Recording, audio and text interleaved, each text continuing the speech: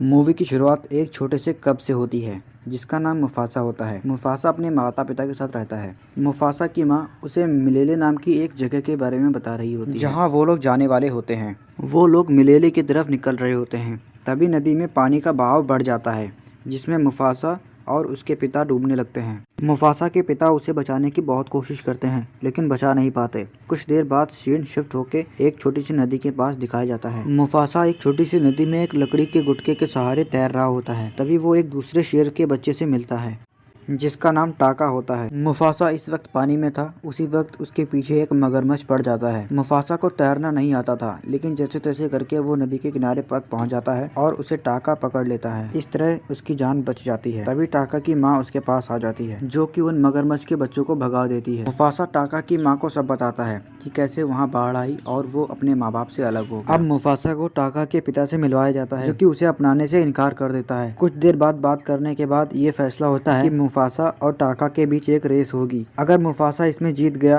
तो उसे वहाँ रहने की अनुमति दे दी जाएगी। रेस शुरू होती है। टाका पहले तो आगे निकल जाता है लेकिन मुफासा फिर उसे पीछे छोड़ देता है और रेस जीत जाता है क्योंकि टाका ने उसे जीतने दिया ताकि उसे वहाँ रहने की अनुमति दे दी जाए। मुफासा को उनके साथ रहने की अनुमति तो मिल गई थी लेकिन टाका कहता है कि तुम जनाने के साथ रहोगे यानी शेरनियों के साथ। टाका की माँ मुफासा को शिकार करना और काफी अच्छा शिकारी बना देती है। ऐसे ही दिन बीतते गए। अब दोनों शेर बड़े हो गए थे। एक दिन टाका की माँ मुफासा को शिकार करना सिखा रही थी और टाका उन्हें चुपके से देख रहा था। तभी दो अजनबी शेर उन पर हमला कर देते हैं। टाका ये देखकर डर गया और वहां से भाग गया। मुफासा ने ये देख लिया था। मुफासा ने बड़ी ही बहादुरी से उनमें से एक शेर को मार दिया और टाका की माँ की जान को बचा लिया। इसके बाद ये लोग राजा के पास आते हैं यानी टाका के पिता के पास। टाका का पिता अपने एक शेर को ये देखने भेजता है कि वो लोग क्या कर रहे हैं। मुफासा सूंघ कर बताता है कि वो दोनों एक दिन में हमला करने आ रहे हैं।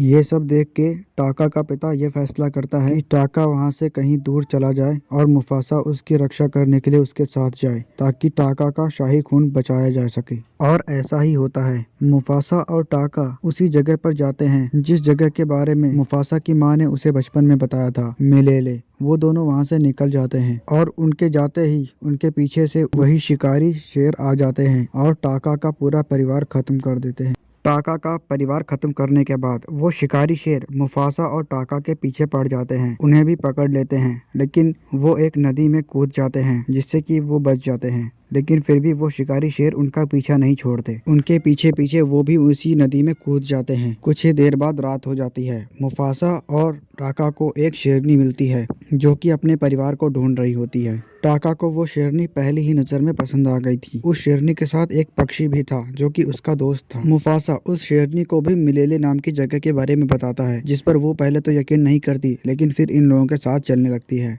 तभी हमें एक पेड़ पर बहुत सारे बंदर दिखाए जाते हैं जिनके ऊपर एक तेंदुए ने हमला किया था। इसी वजह से वो आज एक बंदर को नीचे रहने को कहते हैं जिसका नाम रफीकी था। दरअसल रफीकी को उसके झुंड वालों ने उसे निकाल दिया था, इसीलिए अब ये तीनों शेरों को मिलता है जो कि इसे खाने की कोशिश करते हैं। लेकिन रफीकी बिल्कुल भी नहीं डरता क्योंकि रफीकी काफी होशियार होता है। उसका ये अजीब बर्ताव देखकर मुफासा उससे पूछता है कि तुम कौन हो, कहाँ जा रहे हो। तभी वो बताता है कि मैं मिलेले नाम की जगह पर जा रहा हूँ। ये सुनकर ये तीनों शेर खुश हो गए और उससे मिलेले नाम की जगह का पता पूछते हैं।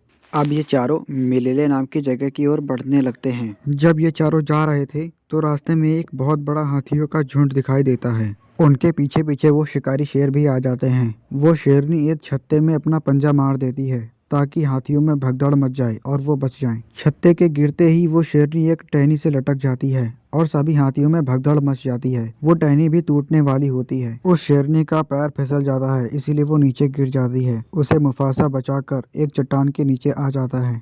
दूसरी चट्टानों पे वही शिकारी शेर खड़े हुए थे जो कि उनके पास नहीं पहुंच सकते थे क्योंकि वहां का शॉर्टकट वाला रास्ता हाथियों की भगदड़ की वजह से टूट गया था। वो शेरनी काफी ऊंचाई से गिरी थी इसीलिए वो गिरते ही बेहोश हो गई थी। इसलिए उसे कुछ भी नहीं पता होता कि उसे किसने बचाया। वो बंदर उसे होश में लाता है। उसके बाद वो पूछती है कि किसने मुझे बचाया। मुफासा अपना क्रेडिट टाका को दे देता है। कहता है कि टाका ने तुम्हें बचाया ताकि वो शेरनी भी टाका को पसंद करने लग जाए। अब वो लोग फिर से अपने सफर पे चलने लगते हैं। आगे उन्हें बर्फ से ढकी चट्टानें दिखती हैं। ये सब उन्हीं पहाड़ियों को पार करने लगते हैं। लेकिन तभी मुफासा कहता है कि इस पे हमारे निशान बन जाएंगे, जिससे कि हमें वो शिकारी शेर ढूंढ लेंगे। इसलिए वो उस शेरनी के पक्षी से कहकर वहाँ के निशान मिटवाने लगता है। वो पक्षी उन निशानों पे बर्फ गिरा के उन निशानों को मिटा देता है। वो शिकारी शेर उन्हीं चट्टानों तक आ जाते हैं, लेकिन उन्हें मुफासा और टाका के पैरों के निशान नहीं मिलते। इसलिए वो उन्हें बस इधर उधर ढूंढने लगते हैं। कुछ ही देर बाद रात हो जाती है।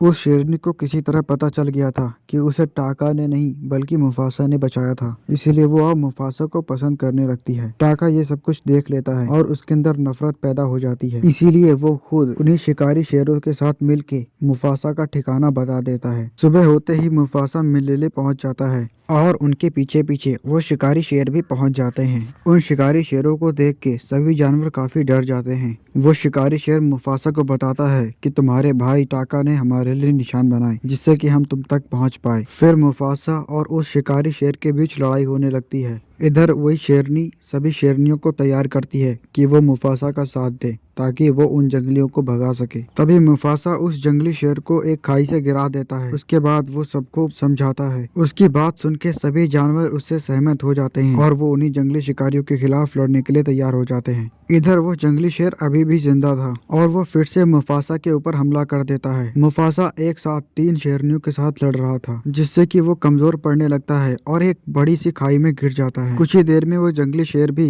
उसी खाई में आ जाता है और वो फिर से मुफासा को मारने लगता है। दोनों में फिर से काफी भयंकर लड़ाई होने लगती है। उन दोनों को लड़ता देखकर टाका भी उनके पीछे आ जाता है। टाका को मुफासा के साथ बिताए हुए दिन याद आने लगते हैं। उसके साथ उसका बचपन याद आता है और वो फिर से उसका दोस्त बन जाता है, एक भाई की तरह। अब मुफासा और टाका मिलकर उस जंगली से लड़ने लगते हैं। तभी ऊपर से एक बड़ी सी चट्टान उनके ऊपर गिर जाती है, जिससे कि वहाँ की जमीन फट जाती है और वो दोनों पानी में गिर जाते हैं। पानी के अंदर भी वो जंगली शेर मुफासा को मारने की कोशिश करता है। तभी मुफासा बड़ी ही होशियारी से उस जंगली को नीचे कर देता है और उसके ऊपर एक ऊपर से आई हुई चट्टान गिर जाती है, जिससे कि वो नीचे ही मर जाता है। ऊपर आते आते मुफासा लगभग बेहोश हो जाता है। तभी टाका उसे हाथ पकड़कर ऊपर खींच लेता है। फिर मुफासा और उस शेरनी के बीच प्यार हो जाता है। मुफासा उस शेर को मारने के बाद जब सभी जानवरों से मिलता है तो उसे पता लगता है कि उसकी माँ भी अभी जिंदा है, लेकिन उसके पिता का क्या हुआ ये पता नहीं लगा। मुफासा अपनी माँ से मिलकर काफी खुश होता है। तभी टाका उसके पास आता है और उससे माफी मांगता है, लेकिन मुफासा कहता है कि मैं अब तुम्हें कभी टाका कह के नहीं बुलाऊंगा। तो टाका कहता है कि मेरा नाम अब से स्कार होगा। अब मुफासा मिलेले का राजा बन जाता है और इसी के साथ ये कहानी यहीं पे खत्म।